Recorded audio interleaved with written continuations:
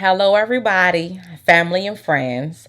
This is your girl Zola, back today with my labor and delivery video, as promised, that I've mentioned in my very last video. So I'm gonna go ahead and jump right on in, okay? I know a lot of you have been wanting to know what this testimony will share, right? Um, so before I even share my testimony, I want you to know that listening to your body and trusting God is what helps me, right? So if I can share anything, hear this. Listen to your body, Your body talks to you. Listen to it. Take note of what your body's telling you. And listen to God and trust his process. I know that I'm in God's hands. My family is in God's hands. And he's going to direct me with what to do and how to do it. So, okay, so now I'm going to go ahead and get into sharing my testimony for Isaiah's birth, right? So, I delivered October 19th, 2021. My delivery date was October the 31st. And I just knew that I was not going to make it to my delivery date. With Emmanuel, I went over my due date by 2 days. With Isaiah, I was about 2 weeks early. Not technically 2 weeks, but let me see, a week and about 5 days early. I probably did that math wrong. We're finna go ahead and get to the video. Don't let me stop me. Okay? I was early. Okay? I was 38 weeks and 2 days. I think I probably did that right. Anywho, so I'll go back just a little bit to the week before I delivered, right? So it was the week of October the 11th. That week, I knew my time to deliver was near. I enjoyed my complete pregnancy, right? From top to bottom. First trimester is always hard. However, I had a wonderful experience, right? And my third trimester was the most fun for me. Not quite sure why, but I just was feeling my whole self my third trimester. But it was that week I knew what my body was saying to me. Girl, it's time to stay home from work. You're done, right? That Friday, October 15th, I had a surprise baby shower at work. Loved it. And everyone's asking me, so when will you be out? And I'm like, I'm probably going to not see you all after today. Today might be my last day. I remember that. That weekend, right? I told Lace, I said, babe, I don't think that I can continue to go to work. My baby had already dropped. I never swelled, so I didn't have any swollen ankles or anything, but my body just felt heavy, more slow, because I was already slow, but like 5 times the amount of slow, almost like I was moving in slow motion. I felt weighed down, sluggish, and just heavy additional pressure down there. And I remember I had a conversation with my AP that Sunday. So that was the 17th. And I told my AP I had a doctor's appointment Monday, October the 18th. And I was kind of, I was letting her know, I don't think I'm going to come back to work now. I really think that I'm going to be out. I'm going to just see what my doctor say, right? So I go into my doctor's appointment on the 18th, and I was 4 centimeters dilated and like 70% effaced. So, things are thinning, and things are widening, opening up, right? And so I asked my doctor for an early release from work because I wasn't supposed to be out until I deliver, which was the 31st, but I knew I wasn't making it. So I had my doctor's note. I told my principal and my AP that I was not returning to work until after, my baby is born. Tuesday morning, the very next day, 6 o'clock in the morning, our alarms go off. It's time to get Emmanuel up for daycare. And I asked Lacey, I'm like, can we please sleep in just a little bit longer and get him to daycare, right? Like after 30 minutes of some more sleep, Lacey's like, yeah, we can sleep in just a little bit more. But only 30 minutes. I'm like, okay, that's cool. That's fine. I had to use the restroom. I'm like, oh, dang, I got to get up. I did not want to get out of bed. I did not want to get up. But I had to get up. I had to go to the restroom. I sit on the toilet. I start to, boom, my water breaks on the toilet. I'm not complaining now because I knew what my body was saying.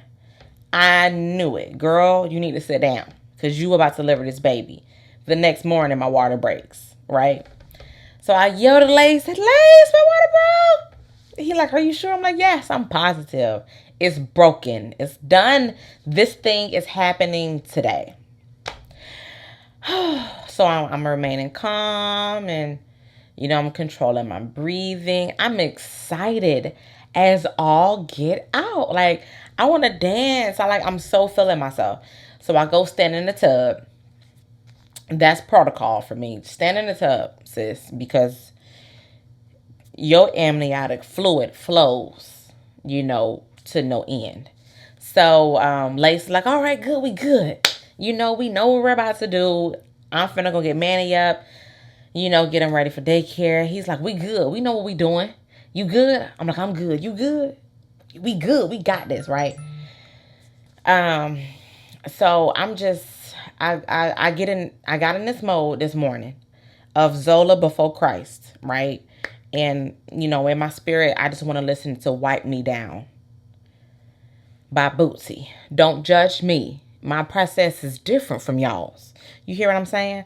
So, yeah, I put on Bootsy Wipe Me Down because I'm just wiping myself and I gotta get into mode. I know I got a long journey ahead of me. I got to labor. I got to deliver my baby. I got to deliver the placenta. Postpartum is about to come. I got to get, I got to get ready. So we get Manny out the house. We drop him off at daycare. I say, we finna have a regular day. Let's go get some food. So we're heading to the hospital, which is about 30 minutes away. And Tropical Smoothie is like right down the street from the hospital. So we stopped there for some food. And now my contractions, they are in play. Not giving sis a break. They're about 1 minute and 30 seconds apart at this time. So we get to the hospital. We check in.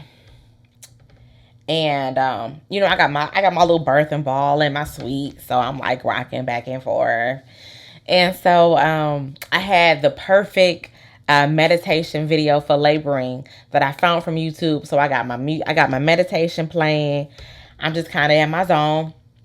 I know that I have to welcome my contractions and control my breathing and focus. I know I'm in my zone, y'all, because delivering natural, you're in a whole different place because that you don't have any pain meds. I delivered Manny naturally, so I knew that I'm delivering Isaiah naturally too. So as time goes on, this is good, but Isaiah's heart rate is dropping a bit with me laboring on my birthing ball. So my nurse, she advised me to lay in the bed. Mind you, that's not what I want to do. I don't like laboring in the bed. It's painful. It's the most uncomfortable position for me. So I'm like, okay, whatever for my baby. I will do whatever for Isaiah. So I labor on my back a little, and he's not feeling it, and neither am I. So, the nurse, she advises me to switch to my side. And, she's trying to just flip me over. I'm like, wait a minute, hold up. I'm not, in the most flexible of conditions right now. I'm in a lot of pain, and so I can't move that fast. and this hurts. And so I told her, you got to back up a little bit. Let me kind of, gradually move myself. Mind you, my nurses were awesome. I'm not gonna say that they weren't. They took very, very, very good care of me. But I was just a little more delicate of my body because I knew that I was experiencing a pain, like an additional pain that wasn't contractions. And so, my nurses are like, between contractions, we have to move you. And you got to be fast before your next contraction comes. So they're trying to maneuver me or trying to encourage me to move positions between contractions. And I'm like, but I have an additional pain during contractions. And when I don't have a contraction, that is limiting my mobility. Just to clear that up, right? So I moved to my side, and it was it. I'm pretty sure I yelled or something. And I'm like, I have an immense pain in my lower abdomen on the left side, and I was not contracting at this particular moment. And for me, being a woman that has history of endometriosis and ovarian cysts that rupture, I knew this pain was kind of familiar. Like, it took me back to that phase in my life with endometriosis and having ovarian cysts. When they ruptured, that hurts. And it's not a contraction feeling. It's not menstrual cramps feeling.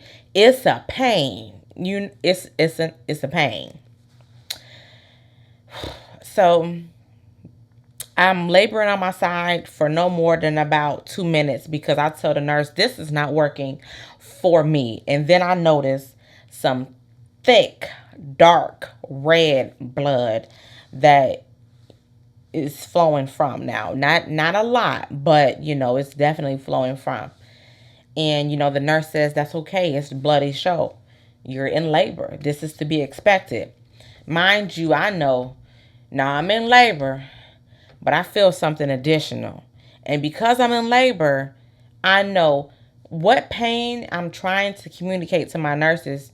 They're just saying I'm in labor because it's typical. This is typical. Nothing is abnormal right now. But I know something else is going on, right? And only time will tell. That's all that I'm kind of saying. Only time will tell. But I have to advocate for myself. I have to advocate what I'm feeling and get it recorded. I got hubby on the cell phone. Hubby, I need you to be recording my process. Because if anything happens, I need the world to know I was advocating. I was communicating what I was feeling, right? Do those things. Cover yourself. So, I start laboring on my hands and my knees, and I gave a little relief, but more is coming out. More bloody show or whatever. And it wasn't working. So after about 6 hours, I'm 8 centimeters dilated. So it's about, I'm sorry, my phone is going off. So yeah, laboring is about, I want to say maybe 12 o'clock. 12 after 12 in that 12 o'clock hour range, maybe even 1 o'clock, right? I'm starting to, the exhaustion is weighing on me. Emmanuel, I labored for 5.5 hours. That baby was born. It's past 5.5 hours with Isaiah, right? At this point, I'm just like, oh my goodness, this pain is, and I had no relief between contractions. And so I told Lace, I said, listen, this is hard. I know what to expect, and I know that it was not going to be a walk in the park, but this is hard. And he's like, he's encouraging me to go on, baby, you got this. We both know I delivered naturally, so we're expecting for us to deliver naturally the second go around. So I'm trying to waver through it, and I told Lace, I said, I cannot do this. I said, I need some additional help. I asked the nurses, is there anything that you can give me for pain? Any amount of relief? can help me right now, because I know that I have to continue to labor, and I must have the strength to deliver this baby. And I'm exhausted, and they're like, only thing we can do is offer you an epidural. That's not what I wanted. But after some time, not much time, because I was already about 8 centimeters dilated, they confirmed it. I'm like, I need help. So I said, okay, I'll go ahead. I'll get the epidural. And I'm crying at this point, because that's something I did not want. I just didn't want it. I just didn't want it. Every woman has their own reasons of why they want to deliver and how they want to deliver, and what their preferences are. And nothing is right. Nothing is wrong. For me, I just didn't want any medicine. I didn't feel like I needed it. But I knew this time was different. And I had to be able to adapt and be flexible to my process this time with Isaiah, because it was not the same. And that's okay. So I voiced I want an epidural. And in my mind, I'm thinking, okay, before the anesthesiologists get here, you can cancel. You can say, never mind. I'm sorry I wasted your time. No. Is he coming? Is he on his way? I was asking for it. Like, come on now, because I don't have any relief. I'm tired. So, get here. I get the epidural. It was amazing, by the way. Everybody's experience is different. I didn't feel anything. I probably was in that much pain that it masked me receiving the injections and all that. So, I'm informed that it's going to take about 20 minutes for it to kick in and all the XYZ. I'm like, okay, that's fine. I'll start feeling the numbness in my legs and a little tingling, warm feeling, or whatever. I'm like, okay, fine, that's cool with me. Yeah, not even 8 minutes later. I'm gonna keep it at 8 minutes. Not even 8 minutes later, my bedside nurse says, okay, we need to check you because these contractions are speeding up, and I can tell because I'm feeling everything. I'm 10 centimeters dilated. It's go time. It's show time now. So they're like, okay, we got to get ready. Call the doctor. I'm like, wait a minute. I just got the epidural. What do you mean? And they're like, baby, it's time to push. The baby's ready to come. So get ready. And so I'm like, okay, yeah. Are you sure? As they're, prepping me and all that.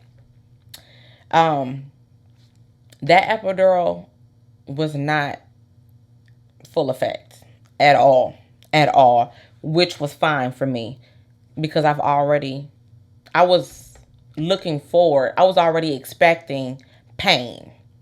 So it was, it wasn't full throttle, but it gave me some relief.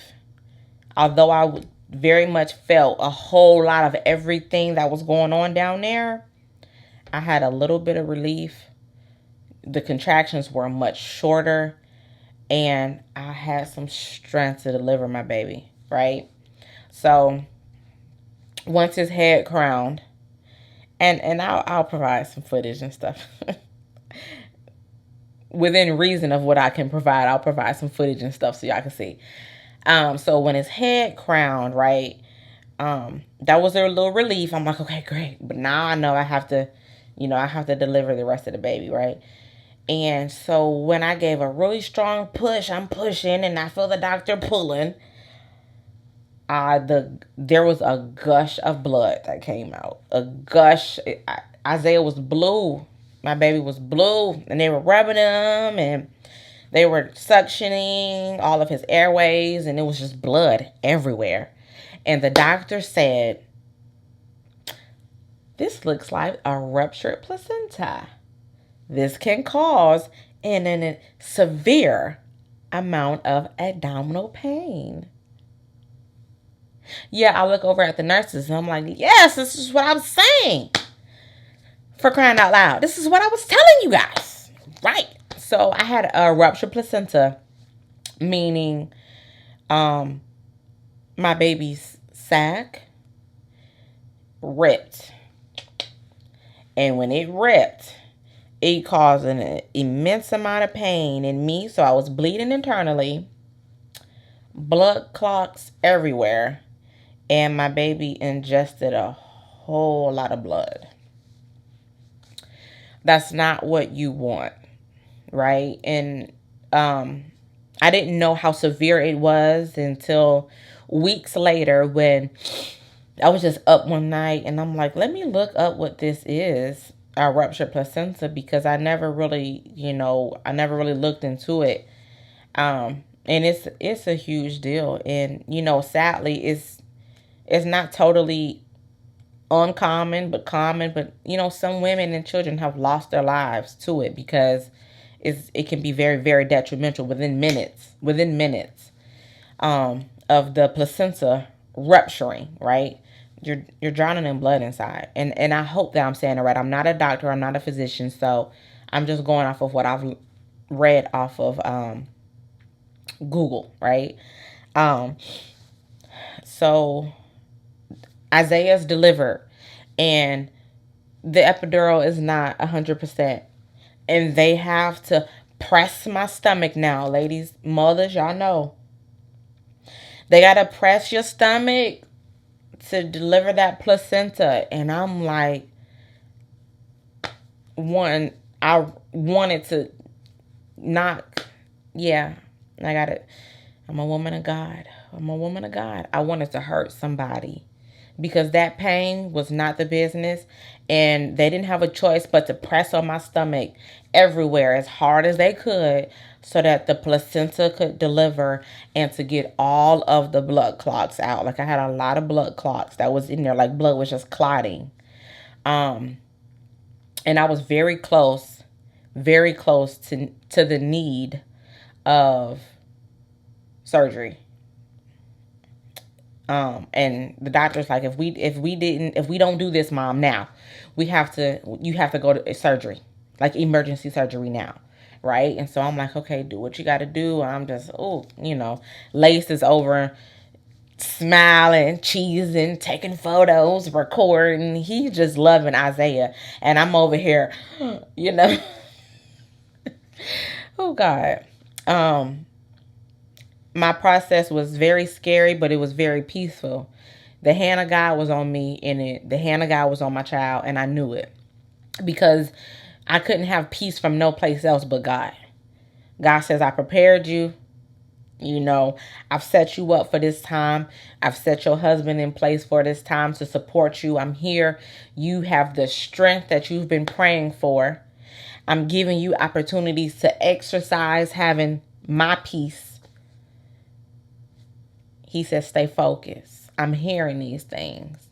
Stay focused with allowing these people to do what they are trained to do so that you walk out of here. So Isaiah walks out of here. And we did. To God be the glory. Baby was absolutely fine. I was absolutely fine. He was delivered at 6 pounds, 2 ounces. At 19 and a half inches long on October 19, 2021. And I'm eternally grateful from all of my doctors and my nurses and thankful to God, right? Because I'm alive to tell my testimony. There are women who are not alive to share their testimony of having such a, what could have been, a very horrible experience in childbirth. For me. So that's my testimony. Again, trust God. Listen to your body. And, trust your process.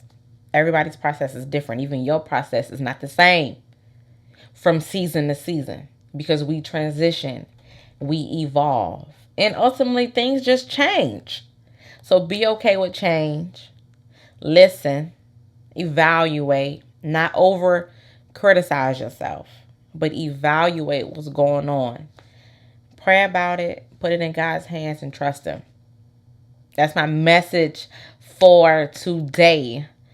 I hope that it has encouraged someone, blessed someone, because that is just what, I'm here to do. Share my testimony, hopefully, and encourage the woman. Hopefully it sparks a level of interest to seek God for yourself, whatever that may be. But I love you all. Take care. Be blessed, and I will see you next time. Hey Isaiah, today is gonna be your birthday. Your wrist. October 19th, 2021. Your daddy's recording. Your big brother Emmanuel was at the and mommy is a favorite. We're excited to meet you. To God be the glory.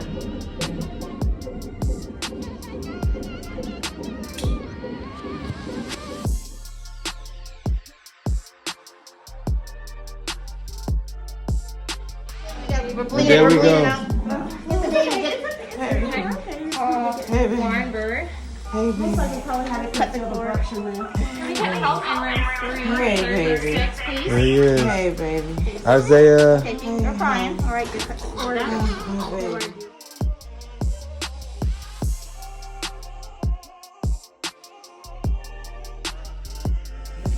Okay.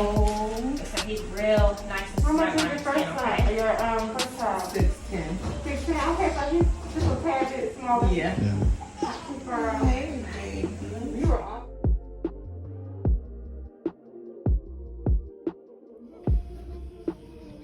Hey, Zaya. Hi. It's mommy. You're officially 1 day old today. Aww.